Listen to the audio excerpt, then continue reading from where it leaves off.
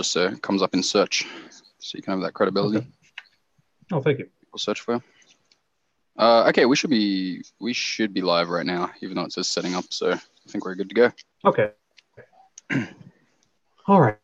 Well, all right. So our session today, as we agreed upon last time, is we wanted to move forward to more the kind of nuts and bolts, the content aspect of history.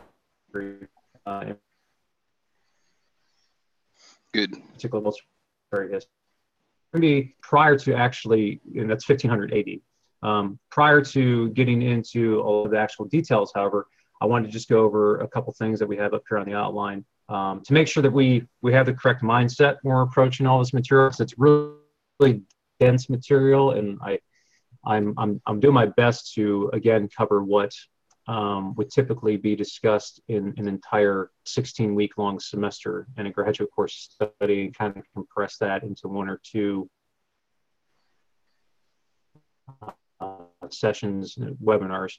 So again, it's not going to be detailed at this point, so we have a firm foundation to move forward from. All right, so first off, the historical and philosophical context. Obviously, I'm a military historian. That's my academic background, and that's what we're primarily discussing here. I just want to take a minute to emphasize the fact that conflict is only one of many of what we referred to earlier in the last session as an engine of history. There's certainly a lot more things out there, a lot more events and innovations, movements, people, a lot more factors that we can look at in describing and analyzing world history. When you look in your typical textbook, history tends to be divided by conflicts and by certain epochs and periods that are usually defined by technological innovations related to conflict. Is really just a very convenient way of separating the past into these neat little parcels that are a little easy to digest. Yeah. And the reason I bring that up is because a lot of people, and myself included, when I started studying history, we have this misconception that there are these major movements in history, these revolutions, these instances where suddenly the world changed overnight, and not only did the world change overnight, but it all happened simultaneously. So everyone moved from the use of bronze to iron at exactly the same time, relatively the same week, between everyone living in Asia Minor and people living in Africa. And, as we know, that's simply not the case. Now, what I'm going to present here in a few minutes is going to make it appear that way, but that's more for simplicity's sake than anything else. And a lot of these specific dates and periods that we're going to be covering, the one thing I ask that you please keep in mind is that there is a lot of academic debate and conjecture over when these specific periods begin and when they end. And the transitional areas between these periods is another point of investigation altogether. So this is generally, just want to emphasize a point, it's a general overview that provides you some sort of reference point chronologically for the way things occurred. It's not necessarily set in stone, if that makes sense. Yep. All right. And great. And if you have any questions along the way, please feel free to stop and ask. Also, the second order of business I'd like to address is we're going to be briefly talking about prehistory and ancient history, a lot of which predates the written record. And as we've discussed in previous webinars, historians primarily rely upon the written word and text and documents to interpret history. So we will, when we discuss some of this information, it's information that's derived from other disciplines related to history, but not necessarily history specifically, i.e. we're looking at anthropology, which we've talked about, which is a study of the origins and development of mankind as a species and a civilization and various societies. There's archaeological evidence that provides us a lot of this information. So as we start out our inquiry and our investigation, we rely a lot on these other disciplines. And as time progresses and cultures become more sophisticated and develop written language, that's where the historical aspect of it really comes into play.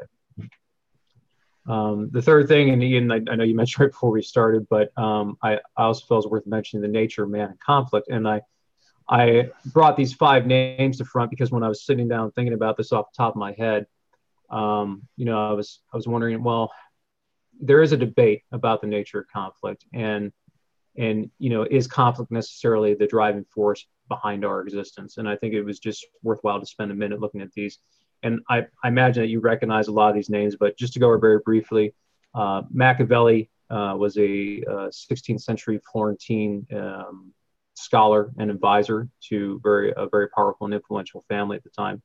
And he inherently thought that, as opposed to other views, previous views, where princes and kings and affluent families, the emphasis prior to him was striving towards virtues, striving to be noble and kind, and attempting to lead your people to success and prosperity.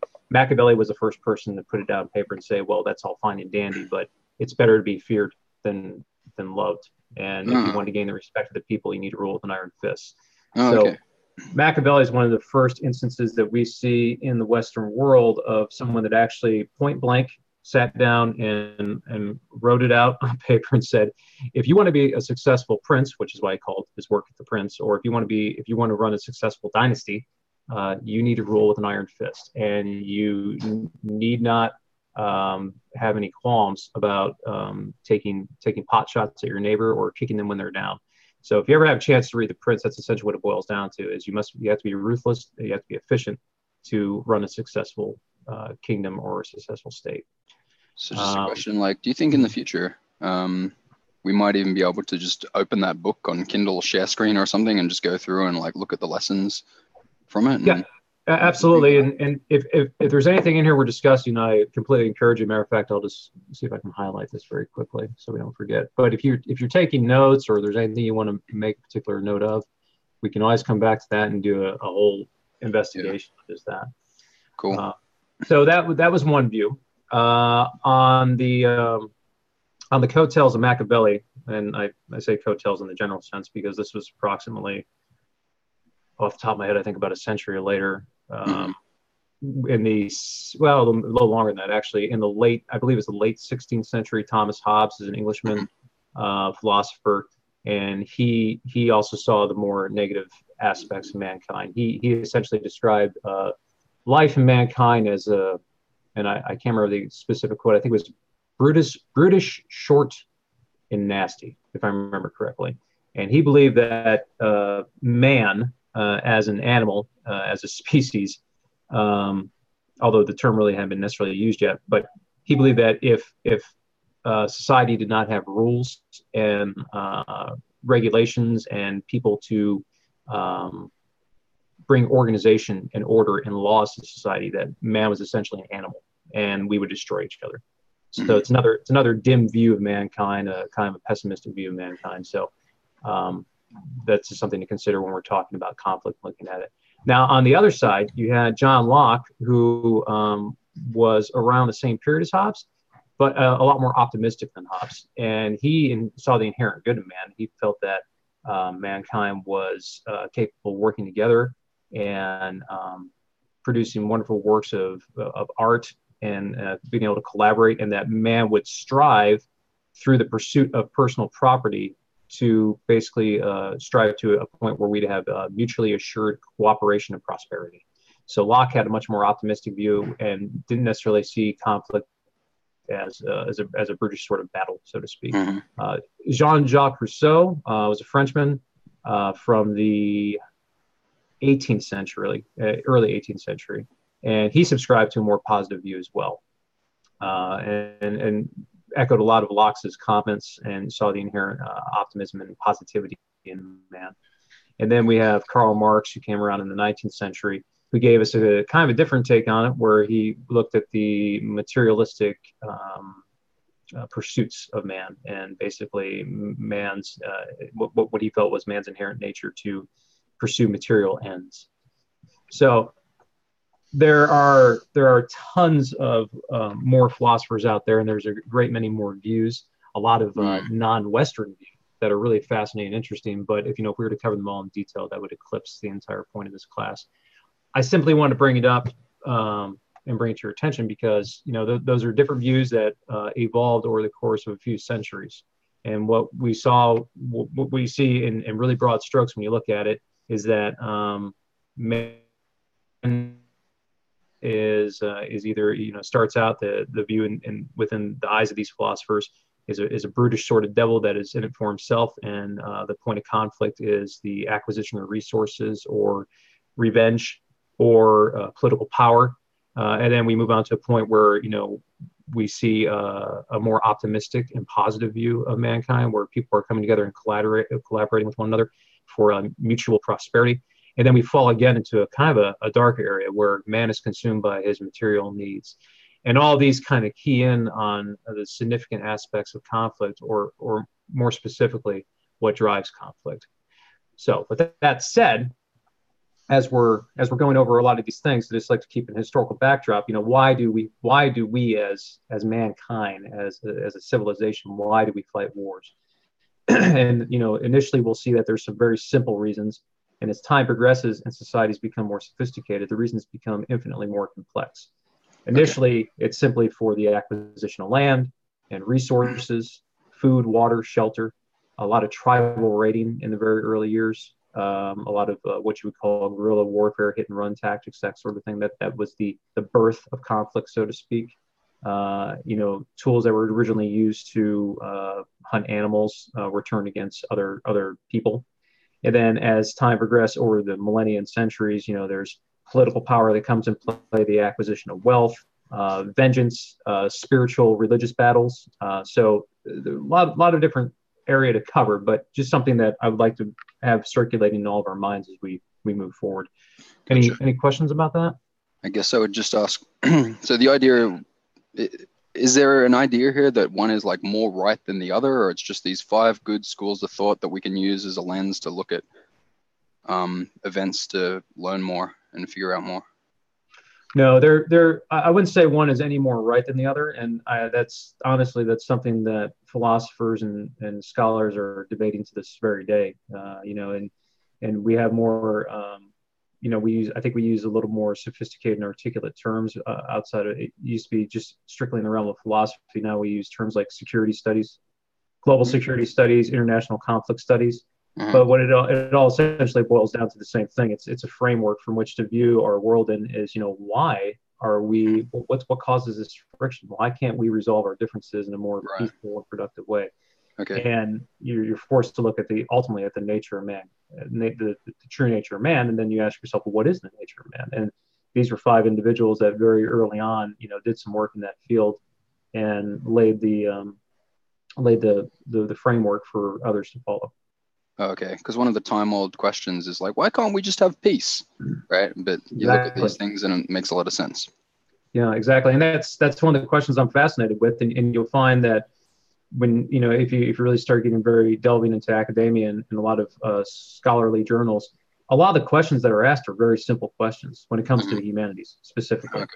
But the answers are very complex, multifaceted, and they're looked at from a lot of different angles, and it's something that provides a lot of insight, not only on the past, but just human nature in general, which I find, fascinating. So it's just all something we can keep in mind as we move forward, I think. Okay. All right. So geography, that's the next thing I'd like to talk about. And geography is one of the disciplines that is inextricably linked with history.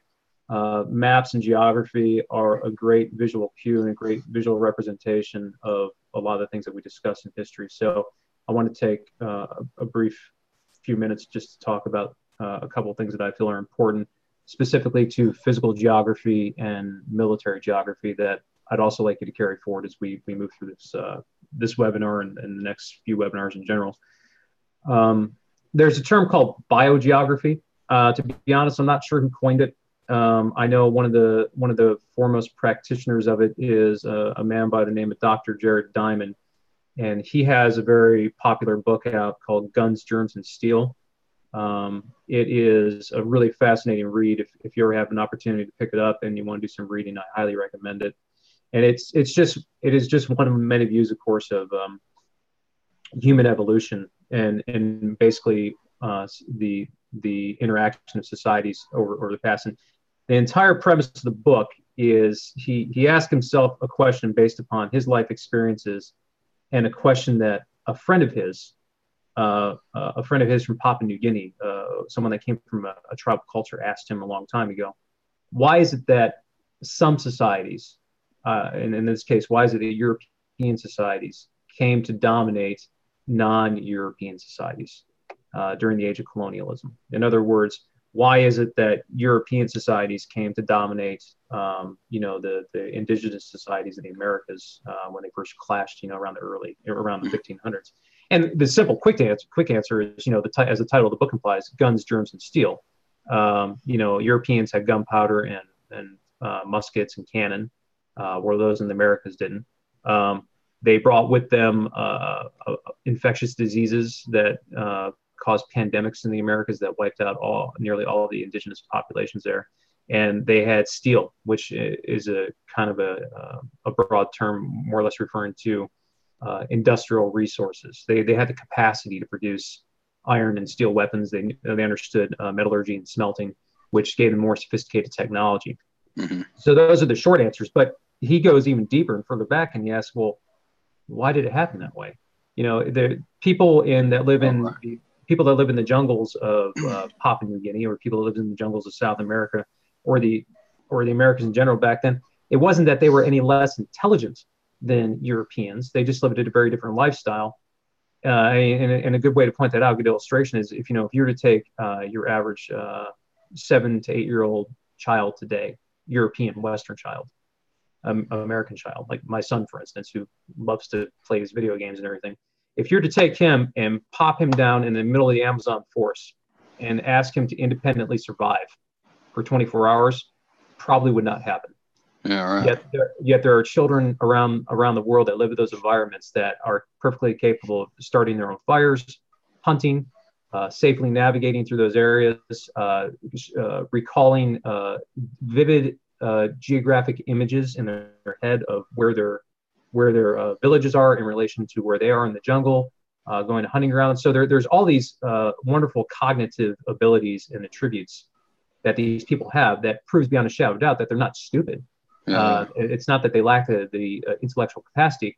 It's just a different environment. They grew up in a different environment, and a different series of events shaped their society. So that goes to the theory of biogeography, the practice of biogeography, which right here the definition is it's a branch of geography that studies the distribution of animal and plant species in relation to our physical environment and how it shaped humanity. And without going in much more incredible detail about the book, Diamond basically asserts that because of the geographic layout of the Eurasian continent as a whole, the Fertile Crescent, the cradle of civilization, it facilitated the promulgation, the dispersion of foodstuffs and crops that were beneficial and helpful in the rise of agricultural societies. And then you had the rise of city-states, which the ability to harvest and store grains led to increased population sizes and densities, which led to diversified labor and the rise of standing armies and the pursuit of technological innovations and science and all sorts of wonderful things, which set Eurasians on this path of technological and political and social supremacy across the world, compared to, say, for instance, the Polynesian cultures, who did not have access to land that would have been suitable for, building large fields of wheat or crops where they could bolster their populations, where they didn't necessarily. The Americas are. If you look at a map, the Americas are situated. The Americas are situated much more vertically. In the United States, for example, you have these two mountain ranges here. The Rockies and the Appalachian Mountains, which early civilizations would have had great difficulty traversing, and that in turn would have limited the dispersion of food and available foodstuffs and the development of culture in North America. In South America, if you look at the ancient Incas that came from Peru and around Chile, that entire society grew up vertically. If we look at them here, the way they grew up in the Andes Mountains, whereas if you look over in Eurasia as a whole, right here, subcontinent and Europe and Asia, a lot of civilizations sprang out of this area, the Fertile Crescent. and the dispersion of people and foodstuffs is a lot more horizontal. So that's just one theory of many, but it's I tend to buy into it and I like So it. when you say horizontal and vertical, you're talking about latitude, longitude? Yes. Yeah. Oh, okay. Horizontal. For a moment, I was like, is he talking about mountains, like up and down, or? Yeah, longitudinal and latitudinal development, if you want to look at it that way, yeah. But Okay. in relation to the map, it's just... so does that mean that it's more, if you've got this biogeography, is the word right, that's like flat, you don't have to move through different climates and stuff, and it's very easy? Whereas if yeah, you've it's got more, vertical... it is, yeah, and it's much difficult. more, it is much more, exactly, it's much more equatorial. Yeah, especially because you're closer to the perfect kind of line you might want to be on. The climate, yes. Yeah, the climate is much more favorable in this particular. I don't know if you can see my mouse pointer, but it's much more favorable in that particular zone of development than as, say, someone trying to exist above the Arctic Circle, or trying to colonize the northernmost tip of Greenland. So, in a nutshell, though, that's Diamond's theory, and I think it has some credibility. And there are those that would challenge it, and they have a lot of good points as well. But it relates to what we're going to talk about today. So if you're stuck on like the west side of the Andes, right? You're this very slim biogeography, and you got to move up and down. This is the only way to move and transport goods and expand. That's going to be tough, right? Super tough. Yeah, it is, and it's not necessarily when you look at it, the geography in relation to the development of people. You have to kind of look at it in several layers, because the geography of the Americas, for instance, prohibited the widespread growth of pack animals, large mammals that could be domesticated and turned into pack animals like they had in Europe. So in Europe, where you had, oxen pulling plows, to basically, turn over these fields so that they could develop, large amounts of crops and thus increase their population.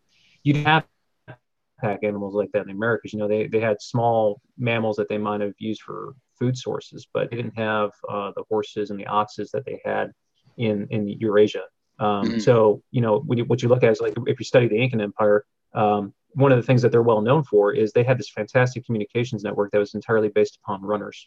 And you had these messengers that would essentially run marathons every day, delivering messages to their various rulers, the Incan king. And they would be running through the Andes. I mean, you can imagine the terrific lung capacity and physical conditioning that would require just to run, incredible distances every day to carry messages. But that was a result of the fact that they didn't have, a horse to ride on, or an animal to use.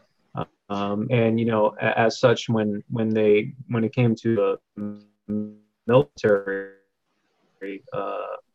clash between the two cultures, they didn't even understand what horses were, nor did they have cavalry, nor did they have any sort of sophisticated weapons to defend themselves.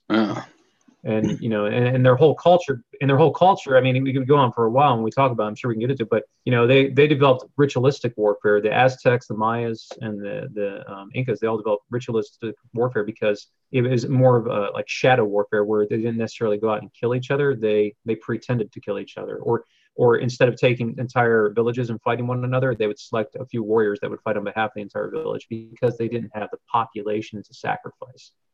And and that in turn led them to an entire different mode of warfare. The whole way that they thought, they just were so unsuspecting when the Europeans arrived with their shot warfare and their gunpowder that it was overwhelming. So you can see how that kind of affects the overall evolution, the overall development of societies in regards to conflict and their individual development, and how they clash with one another. So just good things to keep in mind. Were you going to say something? No. Anything else? Ian, I thought for a moment you were going to say something.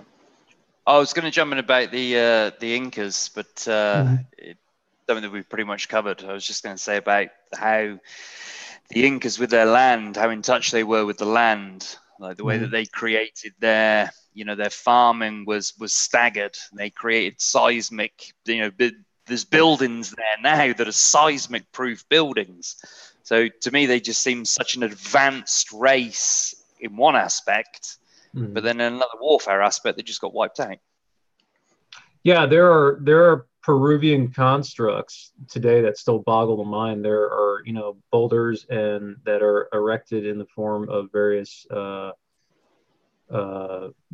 I guess what archaeologists today consider shrines or places of spiritual significance. But I mean, these boulders weigh millions of pounds. We're talking thousands of tons, and they're perched atop mountains or cliffs, and you're forced to wonder how these people do it, or even their construction in general. I mean, when you look at some of their buildings, much as the case in Egypt, they talk about trying to slip a knife blade or a sheet of paper between some of the joints in these stones, and it's almost impossible to do so because their craftsmanship was so spot on. So again, that's a good point, Ian. It goes back to the point, these people, the indigenous people in the Americas weren't any less intelligent than Europeans or Asians that came to global preeminence. It's just the fact that they evolved in different geographic environments, and that's the entire point of biogeography.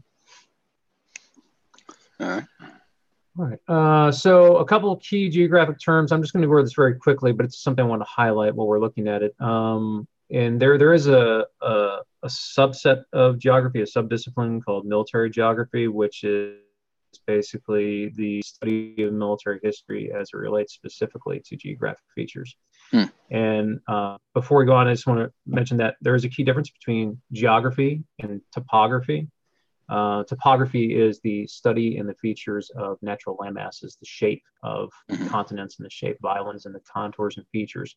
Whereas geography it involves that as well, but it also involves man-made constructs and population densities and all of those things kind of put in together. So these are some of the key geographical and topographical features that I'd like to just look at briefly. That is something that I want to consider contextually when we're talking about what we're going to get into in a few minutes. Deserts were some of the first battlegrounds, obviously in around Egypt, and they became a lot more significant later in the 20th century with the discovery and use of petroleum. And I just note a couple conflicts here: the North African campaign of World War II in the 1940s. And today we still find ourselves embroiled in conflict in Iraq and Afghanistan. So deserts are, despite the fact that there might not be fertile landscapes or wonderful towns to inhabit, there are still many reasons why we fight in deserts, and it's mostly for resources. Jungles and forests, they played a specific role in the history of conflict in regard to warfare and irregular warfare. And a lot of the battles that you see developing and emerging around jungles and forests are battles where the quote unquote weaker or disadvantaged enemy, the smaller enemy, somehow managed to defeat a larger, more powerful enemy. And that is either due to the fact that they can conceal themselves in the forest and they're familiar with it. It's usually a foreign incursion or an imperial action where you see a foreign army going into a forest or jungle fighting the indigenous tribes or people of that area, and they use the geographical advantages of that area to their tactical benefit. Battle of Teutoburg Forest is a good example where German barbarians in the 1st century AD, they defeated the Romans. It was a stunning victory there. They essentially, had them cornered force and wiped out a legion. The conquistadors in Americas, we've talked about that, coming into the Mexico and South America. Yucatan Peninsula, they had to deal, I couldn't imagine being a conquistador dressed in plate mail armor, running around with muskets and all sorts of heavy equipment, trying to survive the swamps of the Yucatan Peninsula. And, in the tropical environment, it must have been miserable. And then the diseases, malaria, and things like that, that was very debilitating to anyone trying to fight there. And sharpshooters in the Revolutionary War in the Americas, that's something that the British had a lot of difficulty dealing with, particularly in the southern theater of the Revolutionary War. They used the highlands and the forest to their advantage. Speaking of the highlands and the mountains, mountains have been a significant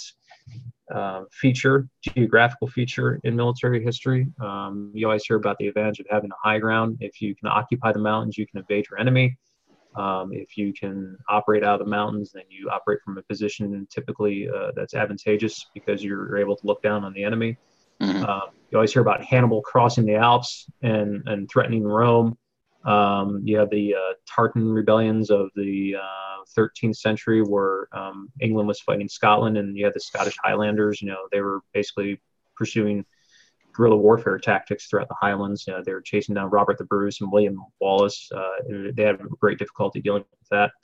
And again, these are just examples of what typically happens when you have a numerically and technologically superior force engaging a smaller, desperate force, but they use the geographical landscape to their benefit. So is the Hannibal crossing the Alps one, did he cross a defended mountain range? Is that why that's impressive or something? It's not that he crossed a defended mountain range. It's just that the Romans, their field commanders, caught on at the last minute, which prevented the ultimate destruction of Rome. Well, they knew he was coming. They had word that he was coming, and he originally intended to use the sea. And he was considering using the sea, but there were two things standing in opposition to that. One, he valued elephants as a form of warfare, where he issued elephant charges, and it was impractical to take elephants across the sea. The other thing was that Rome did not initially start out as an incredible naval force, but they understood that if they could isolate Carthage on the seas and they could blockade them, then they would force Hannibal, instead of traveling up through the Mediterranean. Hannibal was thus forced to go all the way through northern Africa, up through the Iberian Peninsula, across the Pyrenees Mountains, all the way down through the Alps. And that's a tremendous journey to be making on foot with such a large army, especially when you're trying to transport elephants. And Hannibal left at a favorable season to accomplish this, but the Romans sent out forces not necessarily to defeat him on the road, but they used delaying tactics, so that at the point he was beginning to cross the Alps, it was an unfavorable season. It was getting close to winter, and it was cold and brutal, and that's not the time when you want to be marching through the mountains. So consequently, he lost a lot of his forces to the elements, and a lot of his men died on the march to Rome, and that's what ultimately weakened his forces to the point where Rome was able to repel his assault. So that's again where the mountains play a part. That's a great example where Rome used the mountains to their benefit. They basically forced their adversary to cross the mountains. But to Hannibal's credit, no one had accomplished anything of that feat before. I mean, he still managed to cross the Alps with a significant ground force. Yeah, exactly. The plains, some of the largest nomadic nomadic warriors that we see. We think about like the Huns, Genghis Khan, the Plains Indians of North America, any number of the raiders that came down from the Eurasian steppe, Sub-Saharan Africa, the Zulu warriors, which are beyond our content here, but later on they gave a lot of modern nations a lot of grief in the 19th century. What these armies all had in common was speed and mobility, and the ability to frustrate larger superior forces, because they would attack typically on horseback, and as the larger army would attempt to overtake them, they would retreat and basically suck the army in and into a more favorable circumstance for them. And then as soon as the larger army would turn around, their supply lines were exhausted, the raiders would turn and attack again. The Huns made a particularly potent use of this technique. The Mongols used it as well. So we see a lot of that throughout history. So a lot of the plains societies, you'll see them, they're horseback societies that use speed and pincer movements to their advantage. So under the impression with sort of the Huns and these type of tribes, they use brutality as a means of getting things done, almost a shock and awe, so that people wouldn't want to fight them. Is that? Yeah, it's very true because their leaders understood that they cannot survive a stand-up fight. If they were to line up their soldiers, their men in mass, and attempt to a traditional front-on-front assault where these two armies clash, they simply didn't have the people or the equipment for that. If you look at the various barbarian tribes, Germanic tribes, the Goths, the Visigoths, the Vandals, all these tribes that began to pick away at the outskirts of the Roman Empire and eventually, move closer and closer to Rome itself and eventually sack Rome in the 5th century. They did so through primarily hit and run tactics. They lacked the technological sophistication of the Roman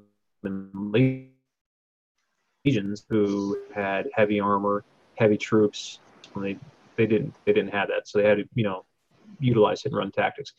And in doing so, they also tried to instill incredible fear and dread in their enemy. And you're absolutely right. They resorted to some really awful shock tactics, basically in the hopes that their enemies would submit, as opposed to committing more forces to a potential battle. So yeah, that's spot on. Okay. The rivers.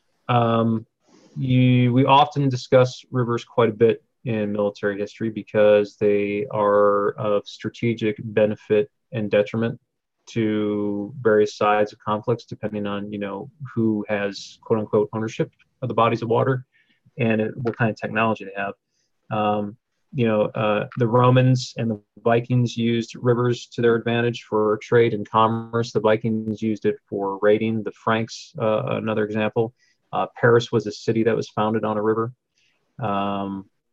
But rivers also need to be crossed during time of war, and prior to there being significant bridge building technology available, crossing a river may have been something that would have ended a campaign, or at a minimum affected the planning of the campaign to the point where an army would have to move to spend countless more days on the march just to take a long way around a river, or find a crossable path across the river where where it's maybe shallow or something. When was bridge building invented? Bridge building really came into its heyday with the Romans. I mean, they're the ones that really, the earlier Roman Republic had the engineers and sophistication to make really wonderful roads and solid bridges. Although prior to that, there are instances in history as far back as the Greeks and the Persians, and even a bit before that, where there were some very ingenious moves where certain cultures and armies on the move made pontoon bridges or temporary structures to cross rivers. But the first really set piece permanent structures, bridges, that's really when we see the engineering of the early Roman Empire. They're the ones that really gave rise to that. Got it. Or I should say the late Republic, the early Roman Empire. Okay. Right. Oceans.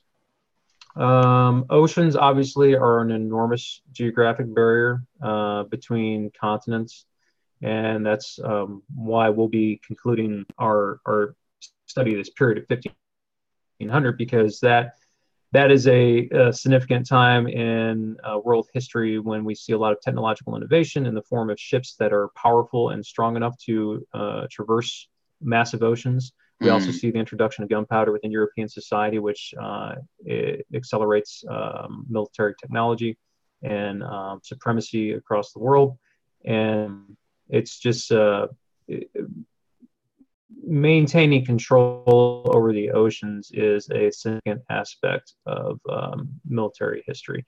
Initially oceans are used for trading and shipping, but then we see the rise of pirates. And in order to combat piracy, or raiders from the sea, such as the Vikings, certain countries began to staff navies and develop warships. Then we eventually see the evolution to where there's the rise of armadas and massive fleets. So oceans play a very significant part in the development of conflict. And then islands, which of course sit in oceans, they're unique in the fact that anytime there is conflict on an island, it usually requires some form of amphibious assault. And typically, I think when we think of amphibious assault, we immediately think of World War II island hopping campaigns, the invasion of Italy, the war in the Pacific. But there are many instances throughout history prior to that, going as far back as the 5th century BC with 5th and 4th century BC. Athens mounted a disastrous Corsican campaign where they attempted to sail all the way to Corsica and invade there. There are these Sino-Japanese wars where China and Japan fought each other constantly. There's also instances where Korea was involved, and it was a lot of invading of Japan and coastal invading. So islands and coastal conflict are another significant part. Polynesian raiding, I'll skip that. The Maori, I don't know if you're familiar with them, Maori tribes of New Zealand. They are an indigenous group of people there, and they basically evolved a warrior culture over time that is incredibly savage. And they murdered each other for centuries in brutal hand-to-hand combat because they were competing over finite resources after migrating from Polynesia. It's a very interesting study, and because they evolved in relative isolation from the rest of the world. Yeah, and it's the ones that have all the face carvings. They're not. Well, I'm from Australia, I remember. So like the Maoris are just across the strait. So I'm familiar with, but like all the islanders, Polynesians, Maoris, they're just like raw. Yeah, they're huge. Ones are dead, right? Yeah, I spent many years in Hawaii when I was in the military, and I always was very polite to my my Hawaiian neighbors. Right. There's a very large evolution, people. Yeah. No, they're very nice people, but but the Maori though in particular, they developed in kind of isolation, and they had a intertribal warfare and a violent tribal society all the way up until the Europeans first visited in, I think it's probably the earliest recorded visit was the 16th century. Okay. Captain Cook was in the 17th century was one of the more famous encounters, but yeah, they and then when the Europeans did introduce, there were some if my memory serves me correctly, I think there was traders from Sydney, merchants from Sydney that traded with the Maori in the 18th century, and they introduced them to muskets, and that kicked off a series of conflicts known as the Musket Wars, which lasted for about, I think, 40 years. And the Maori killed like 40,000 of each other. It was just horrific. It was a horrific time in history. Jeez. Yeah. So, violent culture. And that's of course because they lived on islands initially, Polynesia, and then when they migrated over, the regions that they're able to colonize and essentially live in were limited because of their technology and the available land. So that led to a lot of competition for resources, which led to robust warrior culture. Urban areas are the last one, and this goes into the geography portion of it because obviously urban areas are not a natural feature of the landscape, but settlements, villages, towns, city-states, cities, countries, these are all evolutionary steps within the establishment of settlements that first came about during the agricultural revolution when people first started to settle down and put walls up around their towns to protect themselves from raiders. And urban areas have, of course, been a significant part of military history because if someone's living in a beautiful town and they have access to clean water and plumbing and food stores, and there's someone that doesn't, they want it and they're willing to take it by force. And you see a lot of instances of siege warfare throughout history. Syracuse is, this is going as far back as, again, the ancient Greeks, the siege of Syracuse, Rome and Carthage, Rome and Jerusalem, the sack of Rome itself. Rome was actually sacked, I want to say 3 times. I know 2 for certain. I think there was a third minor assault, a lesser assault on the city before its eventual fall in the 5th century. Constantinople in 1453, when the Turks finally took Constantinople and turned it into Istanbul. Dien Bien Phu, which was in Vietnam, which was eventually the end of the French forces in Vietnam, and led to the Vietnam War with the United States. Fallujah, as recent as Iraq. I mean, so we see a lot of different instances of sieges and urban warfare throughout history, and a lot of set piece battles settled around towns and settlements. Okay, so I'm now, let's see how much time we have left here. I think we have, we started about what, quarter after? Well, let's end right on the hour. I generally keep it like that.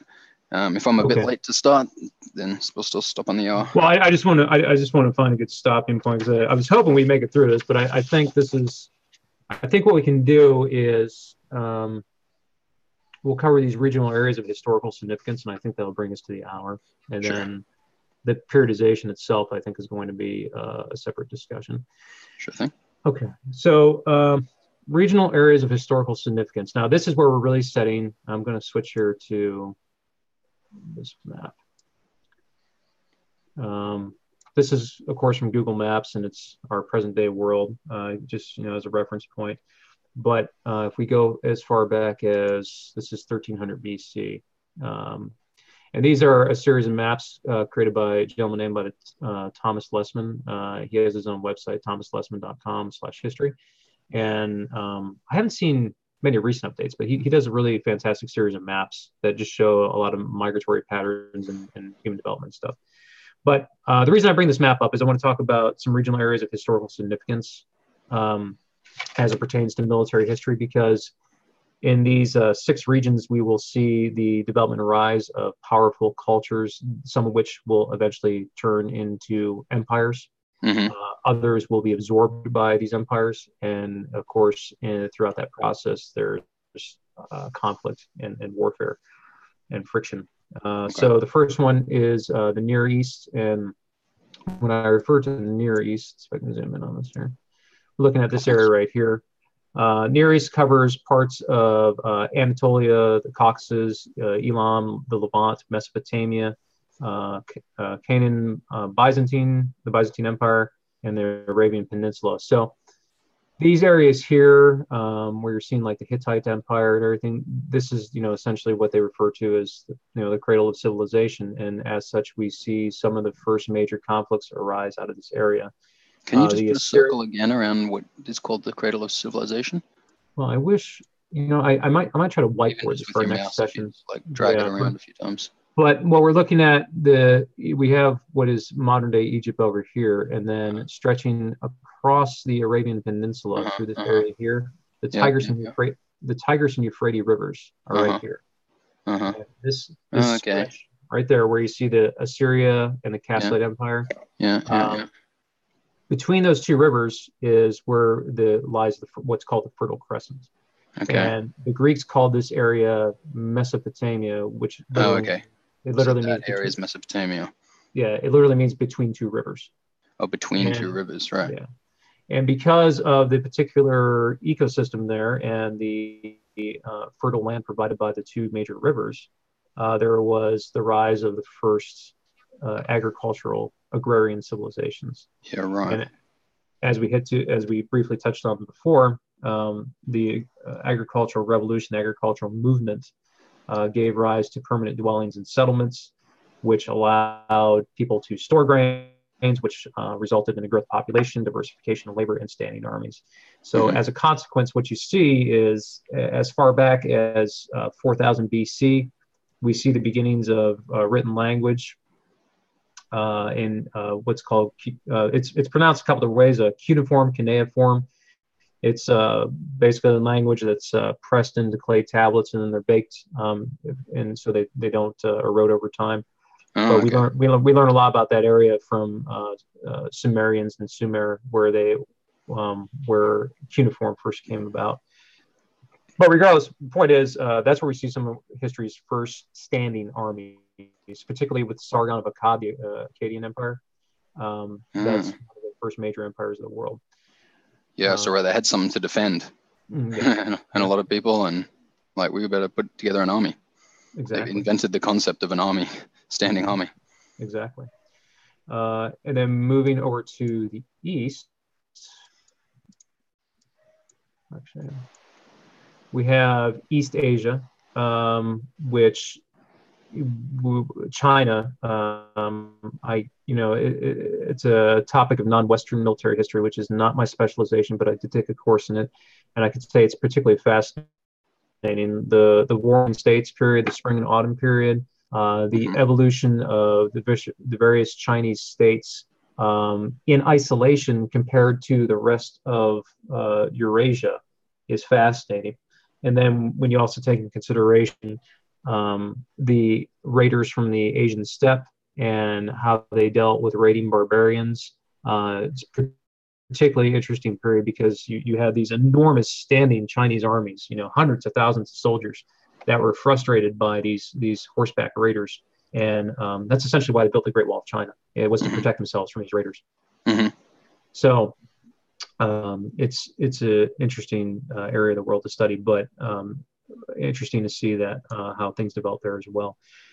South Asia, further down here, in India, we see some of the first civilizations here around the Indus River Valley, and we also see the rise of some of the world's first empires here as well. We see the Indo-Aryan empires here with the Vedic civilization, and further south in the very southern tip of what is present-day India, we see the Tamil people, which is more of a kind of a tribal society. But point is that a lot of river and coastal societies develop here, and they develop very distinct cultures that gave rise to a warrior ethos that we'll examine later on. Moving up here, let's see. Of course, we have Europe. There is so much to say about Europe because it's just such a dense and compacted area of activity throughout history. We see so many cultures interacting with one another that the number of conflicts and differences is just staggering. Obviously, we have Britannia, we have the North Atlantic. Up here in the Scandinavia area, we have the Teutonic cultures. The rise of the Vikings, of course. As we move our way down, we have the Iberian Peninsula, present-day Spain and Portugal, where we see when we go in the Middle Ages, there's a very bloody period of conflict between Muslim Berbers and Christians in this area. A lot of religious conflict. As we move up towards what is present-day France and Germany, there's the Pyrenees Mountains here, there's the Alps down here. A geographically sort of isolated region, but very contested with various Teutonic and Germanic cultures in here. So there's a lot of conflict there as well. Italy obviously gave rise to the Roman Empire. Prior to that, however, there were many significant warrior cultures: the Etruscans, the Sicilians, the Sardinians, the Corsicans, who went as far as to fight with the Greeks over here. And Greece, of course, gave rise to the largest names in military history, Athens and Sparta. And as we move further east, we see the conflict, the interaction between Eastern society and Western society, particularly Islam versus Christianity later in the medieval period. But prior to that, in 4th century BC, Alexander of Macedon, Macedonians, they raided all the way across into the Persian Empire and stretched their empire a significant distance all the way, I believe, to the Black Sea. I mean, it was insane.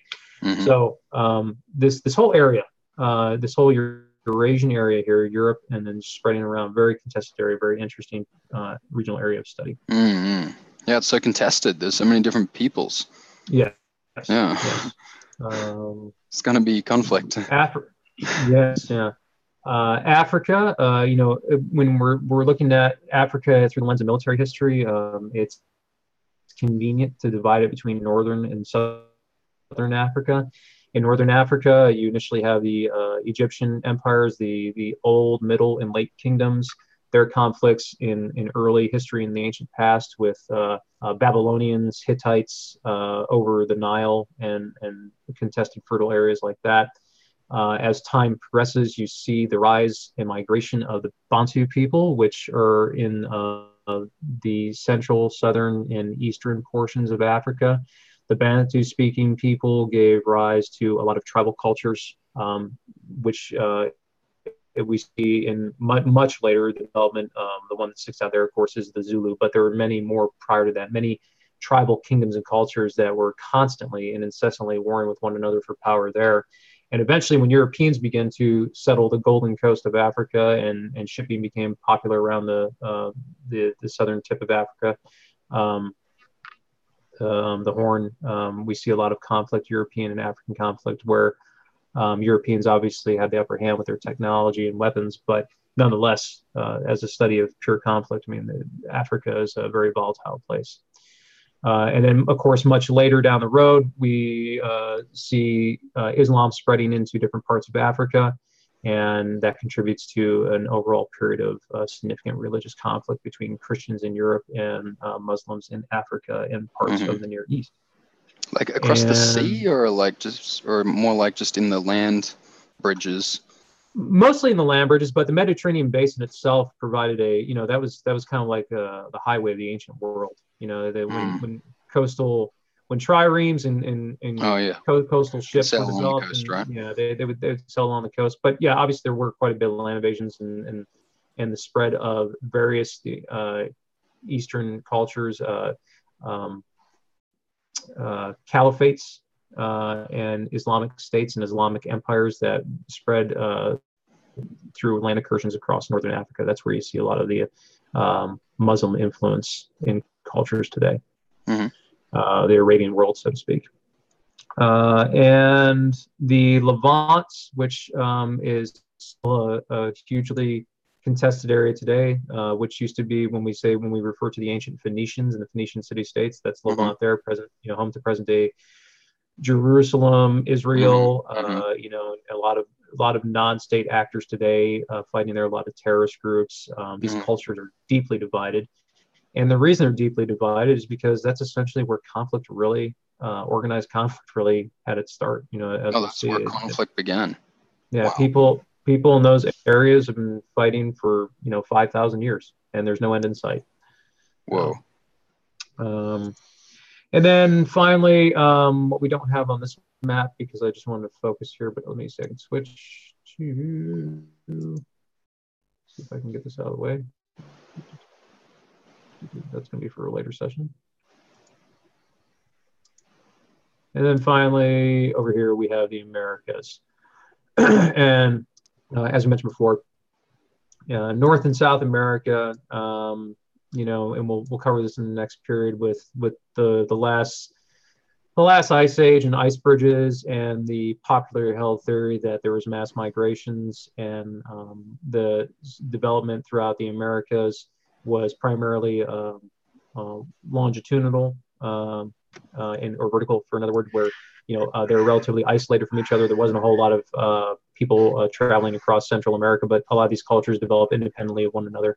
And we really won't see a lot of interaction and interest as it pertains to military history until we get to the end of the ultimate end of our first series of discussions, the 1500, the Age of Discovery, where we see Europeans clashing with cultures of the New World.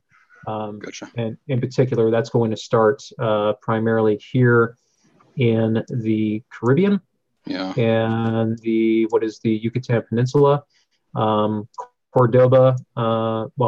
Columbus originally set down right around this area in Central America, and then his followers from Portugal, Spain, Cordoba and Pizarro. Cordoba settled in Mexico. Pizarro went around to South America and ended up in Peru. And then, you know, as time progressed, obviously we saw the settlement of Spanish Florida, more in Mexico, and then France and England, France and England got involved. English settlers and the French settlers primarily settling up in the northeastern coast of the United States and Canada. And of course, a lot of conflicts arising out of that in a much later time. So, yeah. Okay. Good stuff. But I think that should take us pretty close to the hour mark. I'll just kind of get into quickly what we're going to cover next is periodization. We'll cover that in the next session. I think that's going to be an entire section in itself. And what we're really going to do there is we're going to look at some of the popular titles and labels, how we neatly partition the different periods in history. And again, I just want to remind you when we get into this, nothing to their number date. It's more or less a reference point for future lessons, but I think we'll be able to cover that with some competency and confidence after going over what we just discussed in this session. Okay, I understand. So should I end the video? And I think that's all we have for this session. Well, and unless you all have any particular questions about what we discussed here, we can go into anything with remaining. I don't have any questions. I think I'm pretty good. Ian, you got anything? Any questions? No, not questions. Let me just see if I got this right then. So if we think then sapiens were nomadic, slowly spreaded out all across the globe. Those that are in Eurasia had the better, the food for the growing so that the culture could come quickly. So we would have possibly then, we would have been fighting as sapiens sort of every day, just fighting to get the food that we wanted. Then we settle and probably learn to defend what we've got based on our topography. But then there are crazy raiders dotted around, whatever their motivation was, whether that's topographical or just that they were, that they were warring people. But then we don't, I think you said towards the end that we don't see it until the Europeans come along, which I suppose, like, let's say the British, they learnt to master the seas. They got the ships first. So that's how I believe how the empire started. Is that, I roughly got that right with that sort of flow? Yeah, I mean, that's a great generalization and a great approximation, and what that crucial period that we really see is about, depending on the source that you consult and what you're looking at, it's about 12,000 BC, and that's where we see the last of the ice from the last ice age receding, and migrations at that point mass migrations are really completed, and we see the rise of agrarian societies and permanent settlements, and we see, well, let me rephrase that. 12,000 BC is when we see the last of the great migrations, and along those continents, these various societies or these cultures and tribes are moving around. Around 6,000 BC is when they really discover agriculture. So for another 6,000 years, modern people, Homo sapiens, simply wandered around as hunter-gatherers. Around 6,000 BC is when they finally decided to figure out, okay, well, this is agriculture. We can cultivate this wheat. And then they had settlements. Well, the settlements were fine and dandy, but when other hunter-gatherers out there looked over and said, well, look at that wonderful settlement. They have all that food. Let's go over there and kill them and take their food. The people had no way of defending themselves. There were no walls, or there was no standing army. So eventually these small settlements, they started building walls around them, and they were able to defend themselves, and the walls would stave off invaders, which would give them a safe environment in which to grow their population and prosper. And when you have a growth in population and you have an abundant food supply, well, now your day no longer consists of, well, I'm going to go wake up and kill my breakfast, and when I'm done cooking and eating it, now I have to go kill my lunch, and when I'm done cooking and eating that, and I'm going to go kill my dinner, and then I go to bed and repeat tomorrow. Now your day is, well, I can just go over to my oven, bake a loaf of bread and nibble on that all day. And while I have all this extra free time in my hand, well, geez, what can I do to make this spear a little better, And you see, that's where you start to see the diversification of labor and the advancement of technology. And then not everyone has to hunt for their food every day. So you start to see people that say, well, okay, I can sit down and I can make garments, and I'll trade you this shirt for some of your bread. Or guess what? I'm really good at fighting. So you know what I'll do is I'll walk around the fence outside, and I'll make sure that our settlement is safe while you guys take care of the food and making the shirts. And then eventually there are people that rise to power within these cultures, usually citing spiritual reasons for such. They manipulate religion or spiritual beliefs that they're there by divine providence or the will of the gods to rule the people, and they create standing armies, and those who oppose them are usually put to death. But that's when you see the rise of standing armies, and you see raiders using hit and run tactics against armies in superior size and force. And then at some point along the line, we see enormous clashes in large armies, which happens throughout history. And from there, it's Awesome. a perpetual cycle that just continues moving forward. Yeah. Great stuff. Yeah, good. Okay, sweet. It's a good one. Yeah. So for our next session, which I think should be next Wednesday, we'll discuss periodization, which is kind of leading into what you're doing, which is more